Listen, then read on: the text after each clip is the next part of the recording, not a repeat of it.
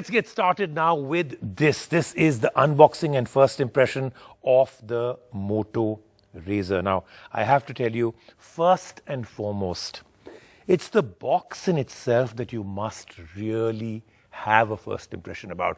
This is what packaging is called. This is where packaging is taken to the next level. This is where I say that this is a piece of art, literally, even before I get down to the phone. But we'll talk about this a little bit more when we get into our first impressions. This is the phone, and remember, this is the full size, and then I can take it and I can make it exactly half. Now, you know, this is where the entire idea of folding phones is evolving. You have a full-size phone.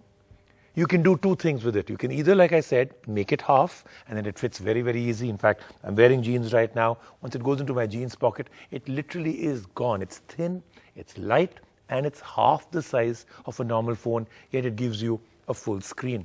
The second part, folding phones are evolving where it would be this size, and I would open it out, it would become twice the size. That would be a tablet. Moto Razr went with half the phone, and I think it's a very intelligent decision because there are so many people out there that actually do want a phone that doesn't take up the kind of real estate that you really need on your own body to carry a phone. So it's a great idea. Then, the way they've actually gone about execution, style, material, the body, the way the front selfie camera works, it's all incredibly well done. Moto really thought this out very, very well. There's a lot of talk about, you know, how's the processor, how's the performance. I think it's a moot point in every which way because this is not going to be a phone that is coming out there to make sure that it wins the world's most powerful phone. That's not the purpose of this phone. This is a phone that will actually give you a performance that is absolutely fantastic for what you want from a phone on a daily basis. Is it a gaming phone? We'll take a look at it when we go deeper into a review. But do remember, it has a chin. It has nothing else on the top.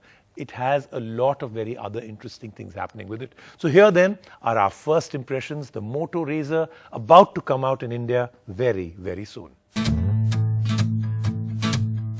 The first of the flips is here. While Motorola still struggles to launch the Razr in the country, they were kind enough to give us the phone for a few hours, and here are our first impressions. The minute we were handed over the box, the experience to unflip the flipper began.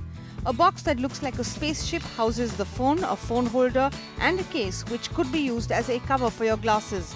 This cover encases the charger and earphones. The packaging is unlike any that a brand has done so far. The holder has a grill which can be used to enhance the audio when the phone is placed in it. Thoughtful much? We couldn't wait to flip shut the phone, so we just began to do that. Flip and shut over and over again, and we have to say that we could feel the strong hinge mechanism, which even though required a little bit more effort in shutting the phone, it made us confident that we won't just break it. Nostalgia hit us as it looks almost like its predecessor, right down to the big curved chin, which now hosts a modern-day fingerprint scanner and a USB-C charging port.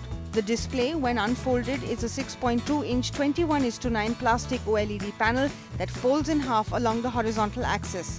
There is also a second 2.7-inch glass-covered OLED display on the outside that Motorola calls the Quick View display. It can show notifications, music controls, and even a selfie camera mode to take advantage of the better main camera. Watching videos on the narrow screen wasn't bad, and we liked that the phone can easily be used with one hand. However, to open the phone, you do need help from both your hands. The crease is minimal on the screen, and we noticed how nicely the plastic screen slides in and out when opening and closing the phone. We quickly got to try the camera, and it was decent, but we will tell you more in our review when we do that.